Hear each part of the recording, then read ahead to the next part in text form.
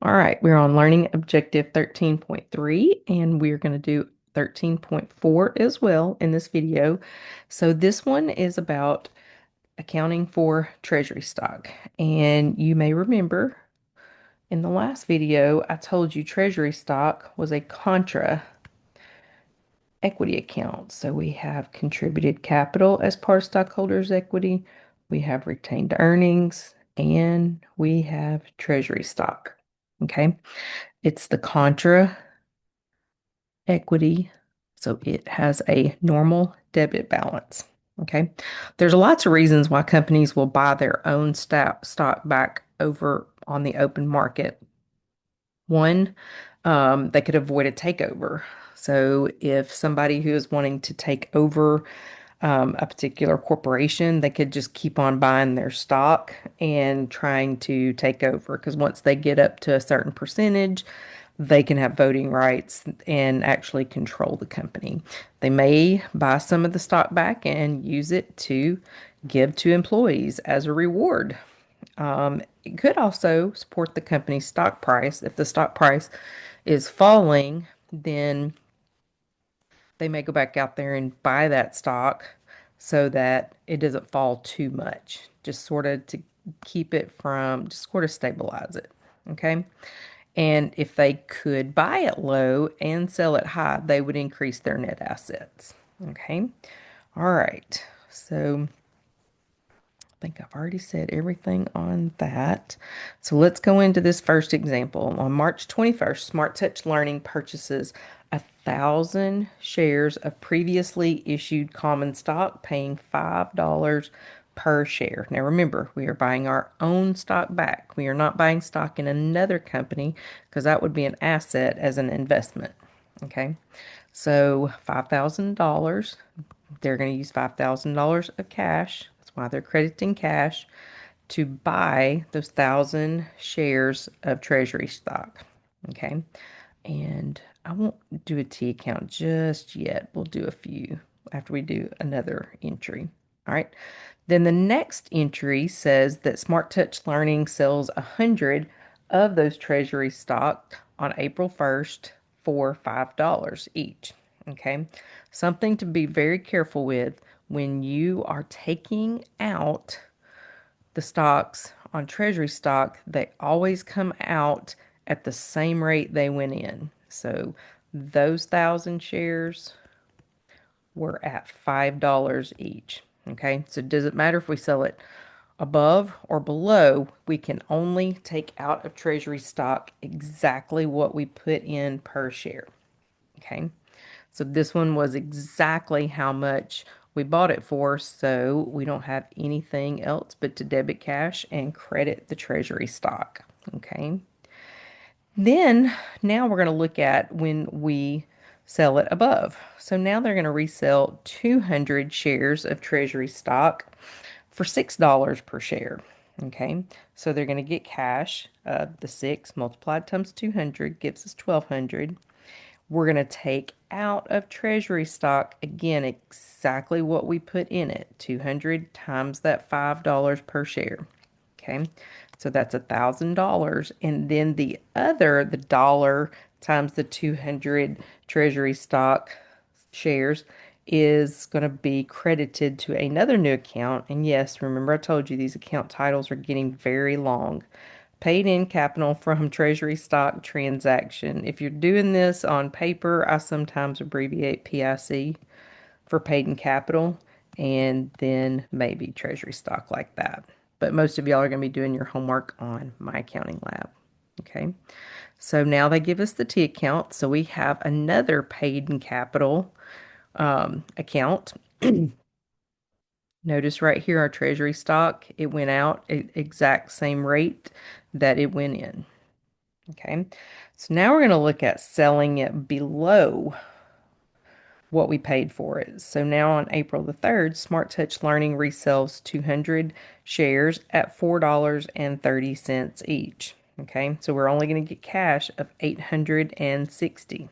Okay, we still have to pull treasury stock out at that same $5 per share. So we'll credit that $1,000.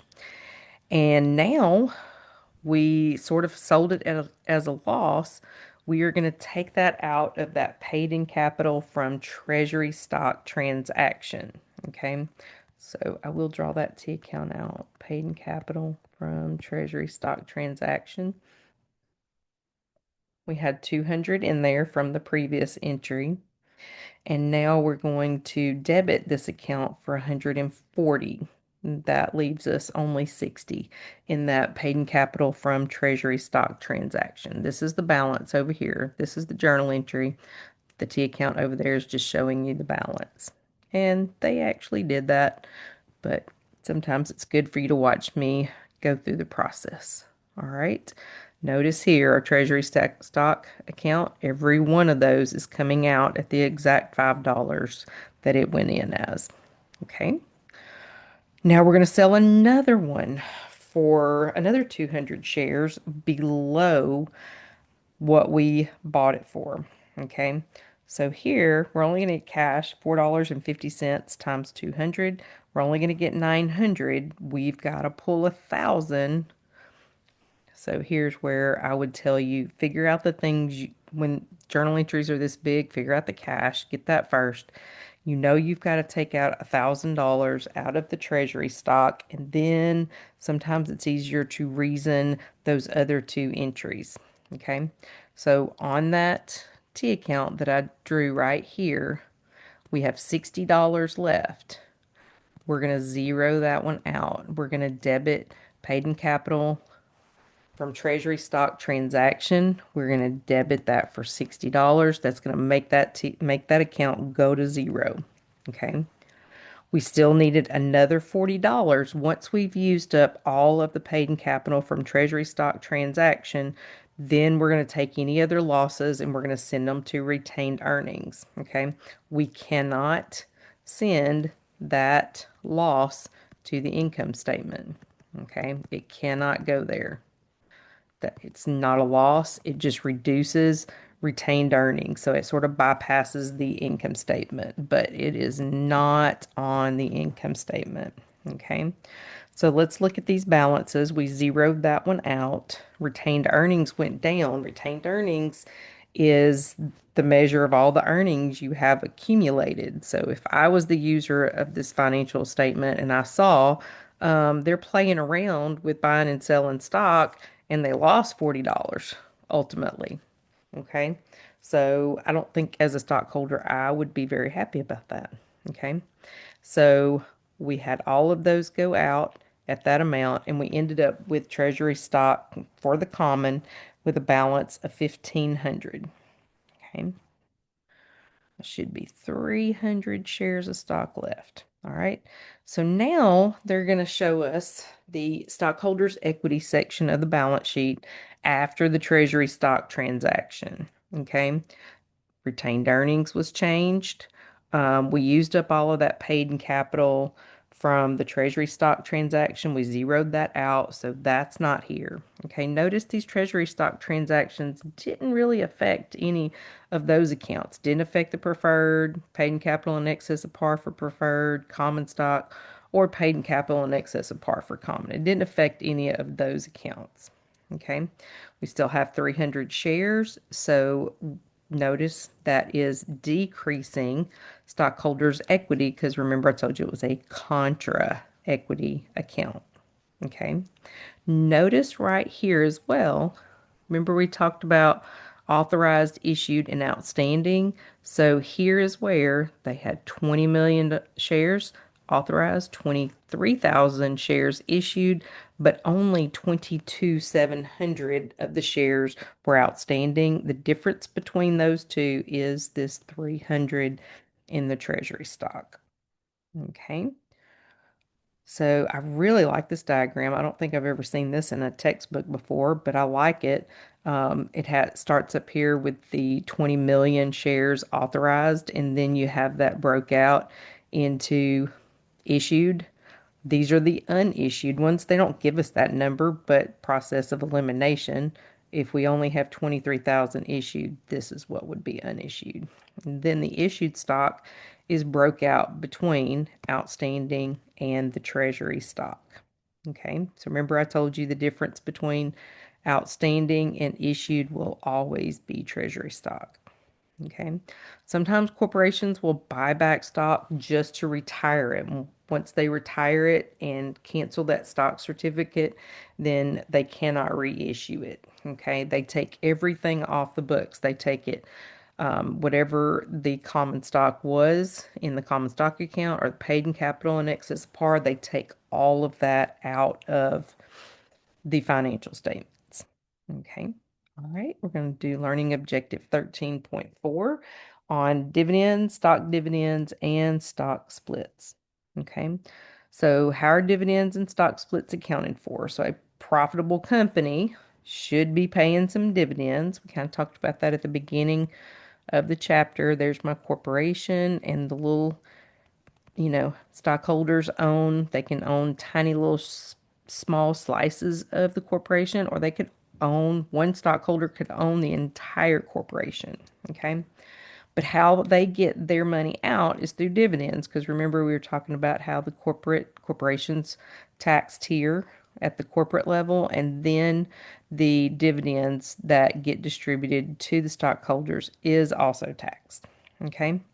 So the legal capital, this refers to everything that's in stockholders' equity that cannot be used for dividends, and that is the common stock. Well, let's start with preferred stock, paid in capital in excess of par for preferred stock, and paid in capital in excess of par for common stock. Okay. We just did that treasury stock transaction. If it's on the books that we have some paid in capital in excess due to treasury stock transactions, we can't pay dividends out of that. We pay dividends out of retained earnings. And real quick, just so you don't get too confused, I want to draw out the T account for retained earnings. I don't think I've done that yet. So retained earnings, it does have a normal credit balance, but this is one account that actually could flip over to being a debit. It could have a debit balance. So we hope that we have a beginning balance on the credit side.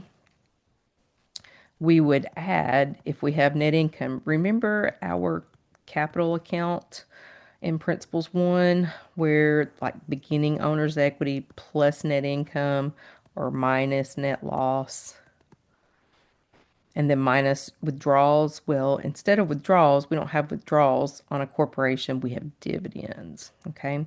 So the dividends would be debited. I don't really guess I need to put those plus and minuses because you should know that those would increase or decrease this equity account. So we hope that we end up with a balance on the credit side. But if we have a lot of net losses or we pay too much dividends, this can actually flip over to a debit balance. That's not a good thing at all, but it is reality because there's a lot of businesses that don't make a profit for a couple of years. And so they may be operating over here into this realm of a deficit in retained earnings, but hopefully the plan is that they will make money later on. Okay. All right, let's talk about cash dividends. So there are 3 dates that are relevant for cash dividends. They're always going to be in this order, okay? The dividend date would be the first one. So you could say, hey, our declaration date, I'm sorry. Declaration date could be January 1, date of record 1/15, and then we can say payment date of 2/1, okay? There is no entry made for the data record. So declaration date, that's the date that the board of directors gets together and they decide how much they're going to pay out in dividends. At that point, a late liability is created. Okay. On the data record, there's no entry. I always think this is probably like where somebody probably just runs a report, pulls an Excel file or something. Who all owns the stock on this January 15th? Okay. So if the stock traded hands between the declaration date and the data record, whoever owns the stock on the data record will receive that dividend. Okay. And then the payment date is when they actually pay the dividend out. Now we're going to do stock dividends as well as cash dividends here. These three dates will still apply. Okay. All right. So the first one, they said May 1st, Smart Touch Learning declares a 5 cent per share cash dividend on the 22,700 shares that are outstanding. We do not pay dividends on that treasury stock because remember, we'd be paying ourselves that dividend because we bought those 300 shares back off the open market. Okay. So they are debiting an account called cash dividends. This is a temporary account which will ultimately be closed out to retained earnings. Okay. So we'll debit that for 1135 credit dividends payable. On the date, the declaration date, that is when a liability is created, not any time before. Okay. So then we're going to credit that dividends payable for the common stock for the exact same amount. Okay. The data record is the 15th. They're not going to do anything. They're just going to jot down a list or run a report, and whoever owns that stock on May 15th will get the dividend. Then they actually pay it on the payment date of May 30th. Okay. So you can see this one was pretty easy and straightforward. Okay. All right. So now when we get to the end of the period, this is the closing entry to close out that temporary account cash dividends. We're just closing it to the retained earnings because remember, I don't know why they do this step because I think most people just debit the retained earnings up here on the front end. I don't really know what the point is of using a temporary account to hold those dividends in the meantime. Okay. All right. Now we're going to look at declaring and paying dividends for preferred stock. All right. So the cash dividend rate on a preferred stock is usually in a percentage. It could be a dollar amount, but most of the time it's a percentage. And what that percentage is, that's a percentage of the par value. Okay. That's what their dividends. Preferred stocks dividends are sort of set in stone, whereas common might end up getting more. Preferred stockholders will get theirs first. Okay, but a lot of times they don't get as much as common. All right. So here they tell us Greg's Games Inc. has 1,000 outstanding shares of 6%, $50 par value preferred stock. So the dividend is computed by taking the outstanding shares, which was 1,000, multiplied times the par value, and then times that percentage. If they gave you a dollar amount, you're just going to do the dollar amount instead of the percentage. Okay. So the preferred dividends are $3,000. And they said, okay, they haven't done it yet because we're going to talk about the difference between cumulative and non cumulative stock. If you have non-cumulative stock, you do not have anything called dividends in arrears. Okay. If you have cumulative preferred stock, this just means if they miss a year in paying dividends, they have to make that up. So the next time they pay dividends, they have to pay that dividends in arrears. Remembered a few minutes ago, I said it is not a liability until it is declared. So they could be 10 years dividends in arrears and it's still not a liability. Okay, it is not a liability until they actually declare it.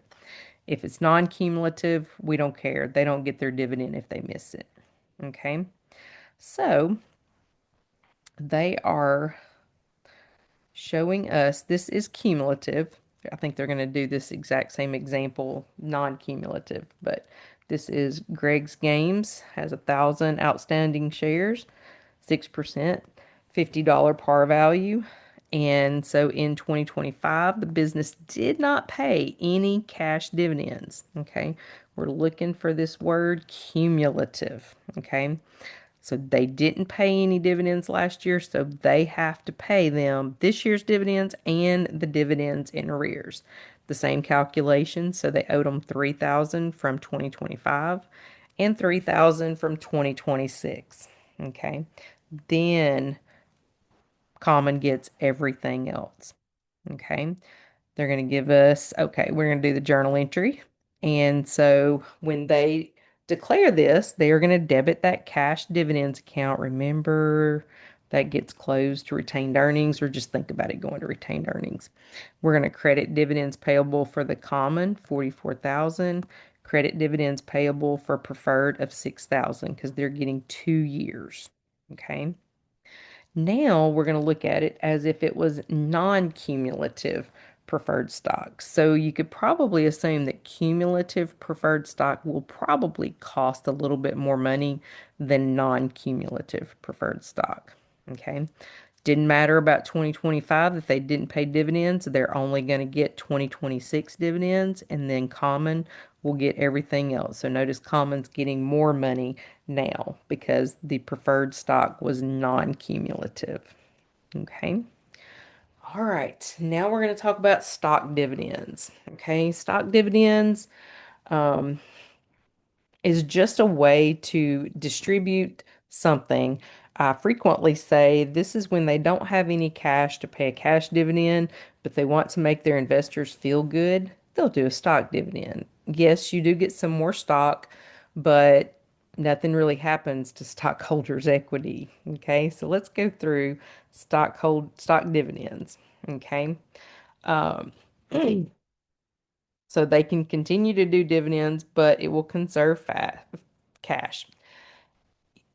It will reduce by the market price. Okay, whatever that market price of stock is per share, that is what we're going to take it out of retained earnings as. Okay, it could be a reward for investors. It really is just they didn't have cash to pay a dividend. Okay, there are still those three dates: declaration date, record date, and distribution date. Okay, there's still no entry made on that date of record. Okay, a small stock dividend is 20 to 25%, and then a large one is greater than 20 to 25% of the outstanding issued stock.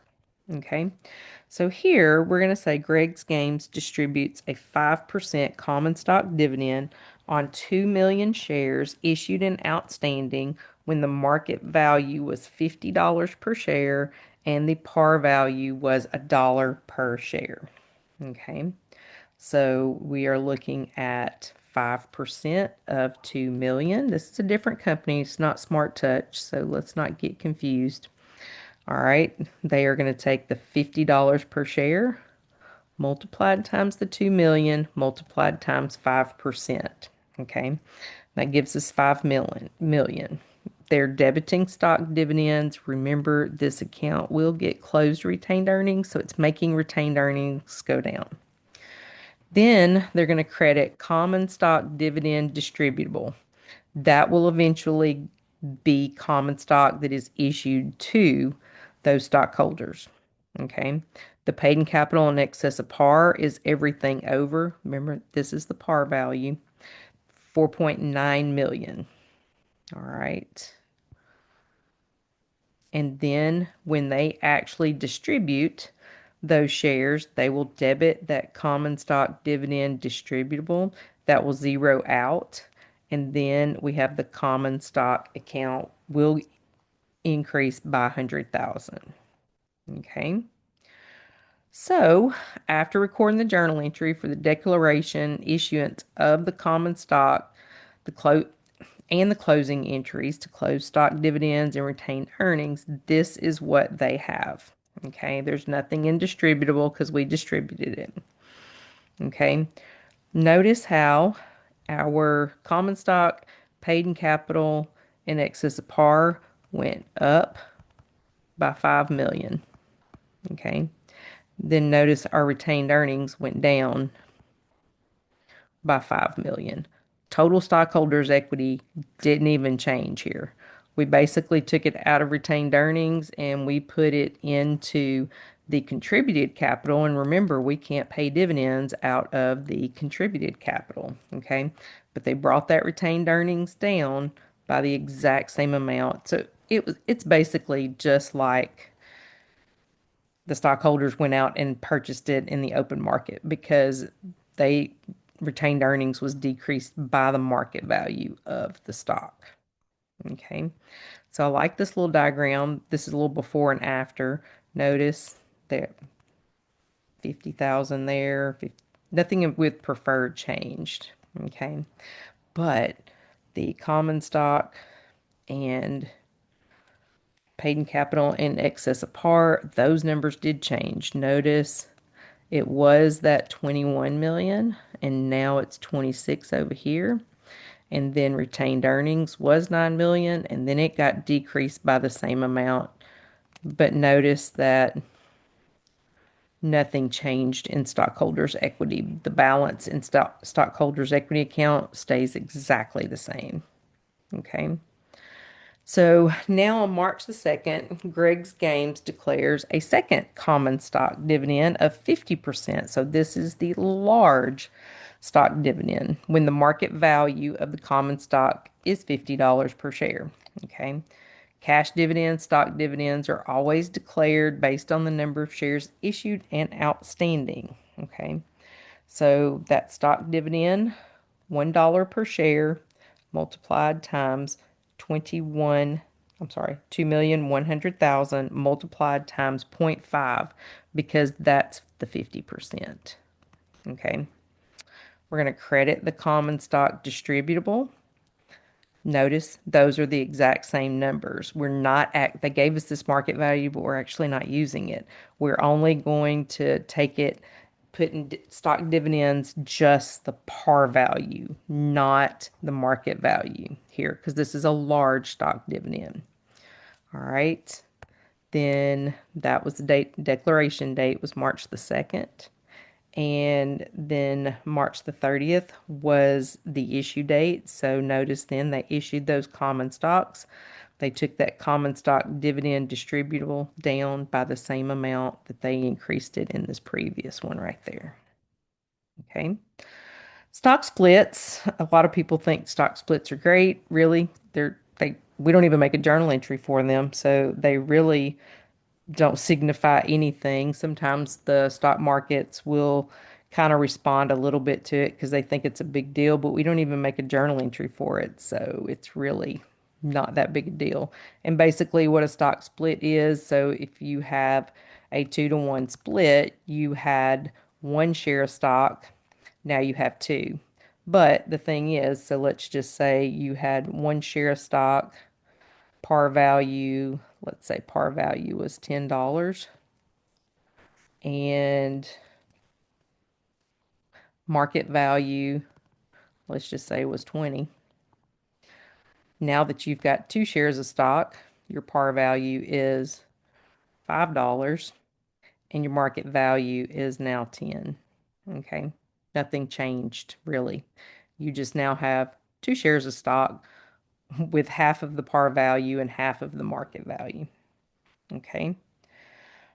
Sometimes, like a little memorandum entry will be made for it, but there is no formal journal entry that is made when it comes to stock splits.